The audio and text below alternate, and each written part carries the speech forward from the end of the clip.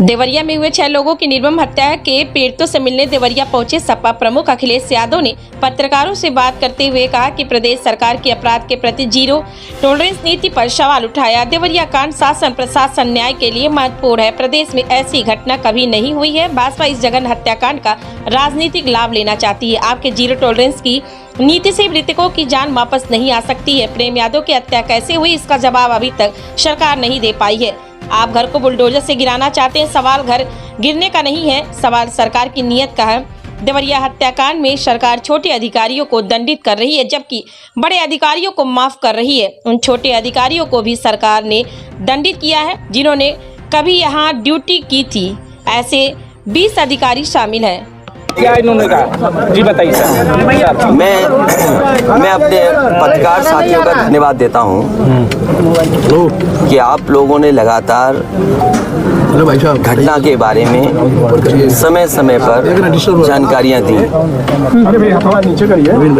देवरिया कांड शासन प्रशासन और न्याय के लिहाज से बहुत ही महत्वपूर्ण है और जिस तरह की घटना हुई है हम सभी लोग मिलकर के उस घटना का निंदा करते हैं। ऐसी दर्दनाक घटना उत्तर प्रदेश में देखने को नहीं मिली। इधर ऐसी घटनाएं नहीं हुई थी कि जहां पर इस तरह का घटनाक्रम हो कि लोगों की एक साथ इतने लोगों की जान चली जाए। जिस समय घटना हुई उसके बाद सभी चैनल, टीवी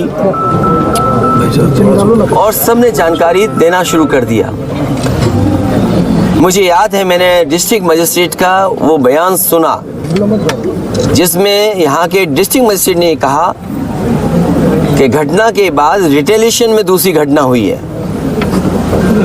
तो ये विषय शासन प्रशासन और न्याय के लिए महत्वपूर्ण इसलिए बनता है कि अभी तक सरकार जो जीरो टॉलरेंस की बात करती थी,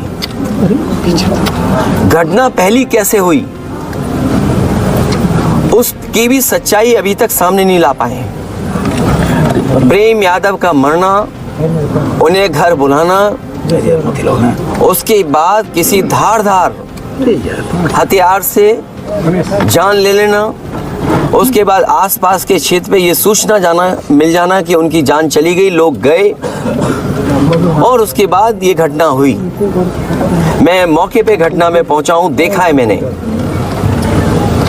उस परिवार के रहने का और उस परिवार में जो घर बना वो मैं देख करके आया हूं। वो घर और ये घर जहां प्रेम यादव थे दूर था।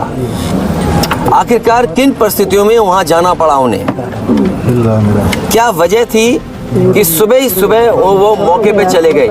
अगर किसी की नीयत मंशा ये थी कि उसे हमला करना है या उसकी नीयत और मंशा ये होती कि उस पर हमला होगा तो वो तैयारी से जाता किसी भरोसे के साथ और अपनी मोटरसाइकिल से यहाँ से वहाँ प्रेम यादव पहुँचे। उसके बाद उनकी जान ले ली गई।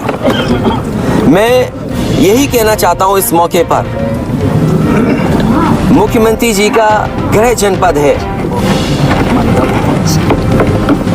मंडल मत बोलिए क्योंकि दूसरा जिला बगल का जिला भी घर मानते हैं। देवरिया, गोरखपुर, कुशीनगर, महाराजगंज वो अपने आप को दावा करते हैं कि वो घर है उनका और जनता ने वोट भी दिया उन्हें। लेकिन जीरो टॉलरेंस वाले लोग इस तरह की भेदभाव फैलाएंगे, इस तरह की घटना होने देंगे और फिर उसका राजनीतिक लाभ लेना चाहेंगे आप। ये जितनी भी तस्वीरें आई हैं जो बीजेपी के नेताओं की आई हैं, तस्वीरें मैंने देखी हैं और लोगों ने चर्चा की उन तस्वीरों को देख करके। बीजेपी के लोग घटना से राजनीतिक लाभ लेना चाहते हैं। मैं उन्हीं बीजेपी के नेताओं से पूछना चाहता हूं कि जिस समय विकास दुबे उसकी गाड़ी पलटा करके इनकाउंटर किया था तो क्या उसके परिवार के लोगों से आपने गले लगाया था, गले मिलने गए थे आप? और याद कीजिए वो जगह कानपुर देहात की जहां एक पिता के सामने उसकी पत्नी और उसकी बेटी की जान ले ली बुलडोजर ने आग लगा करके। क्या ये बीजेपी के लोग उनके परिवार के लोगों से गला मिलाए लगे थे जाकर के? और मुझे याद है जब उसका परिवार का बेटा डीएम आवास में धरना दे रहा था ठंड में, उसके पूरे कपड़े उतरवा करके पुलिस ने पीटा था, उसको मारा था। उत्तर प्रदेश के लोग वो घटना भी नहीं भूलेंगे कि जहाँ पे एक आईपीएस ने एक ब्राह्मण परिवार की जान ले ली थी। आईपीएस उत्तर प्रदेश नहीं रह पा रहा था, भगोड़ा बन गया था, अंतोगत्वा उसको जेल जाना पड़ा। तो बीजेपी के लोगों से मेरी यही सलाह है, बहुत छोटे लोग हैं, किसी के दुख में चश्मा लगा करके तुम दुख प्रकट करना चाहते हो, इससे ज्यादा घटिया काम राजनीति में कोई नहीं कर सकता। ये वो लोग हैं जो घटना में राजनीतिक लाभ लेना चाहते हैं। मैं तो कहता हूं अगर ये निष्पक्ष हैं और जीरो टॉलरेंस इनके मन में है अगर, तो दोनों परिवारों की मदद करें और भेदभाव नहीं होना चाहिए। आप बुलडोजर से इस घर को डराना चाहते हैं। सवाल घर का गिरने का नहीं है, सवाल आपकी नीयत का है। और आपने अपने फैसले में ये स्वीकार कर लिया है कि आपके अधिकारी गलत थे और गलत अधिकारियों अगर नहीं थे वो अधिकारी गलत, तो बताइए आपको 20 अधिकारियों को सस्पेंड करना पड़ा, जो अधिकारी यहाँ रह भी नहीं रहे हैं, कभी नौकरी किए थे। आपने बड़े अधिकारी क्यों छोड़ दिए आपने? क्या उनकी जिम्मेदारी नहीं बनती? अगर आपको ये महसूस हो रहा था कि छोटे अधिकारियों के कारण ही ये जमीन इस तरह के विवाद बढ़ा है, तो आपने बड़े अधिकारियों को क्यों छोड़ दिया? आपकी जीरो टॉलरेंस की पॉलिसी कहाँ चली गई? और फिर आप इस घटना से राजनीतिक लाभ लेना चाहते हो। आप सवाल ये नहीं है कि एक समुदाय किस जाति बिरादरी का है, दूसरा समुदाय किस जाति बिरादरी का है। सबसे बड़ा सवाल है इस सरकार में इन लोगों की जान गई है और आपकी जीरो टॉलरेंस की पॉलिसी से उन परिवारों के सदस्यों की जान नहीं आने वाली।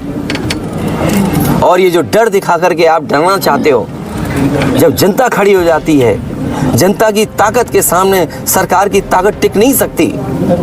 सरकार की ताकत कुछ भी नहीं है जनता की ताकत के सामने।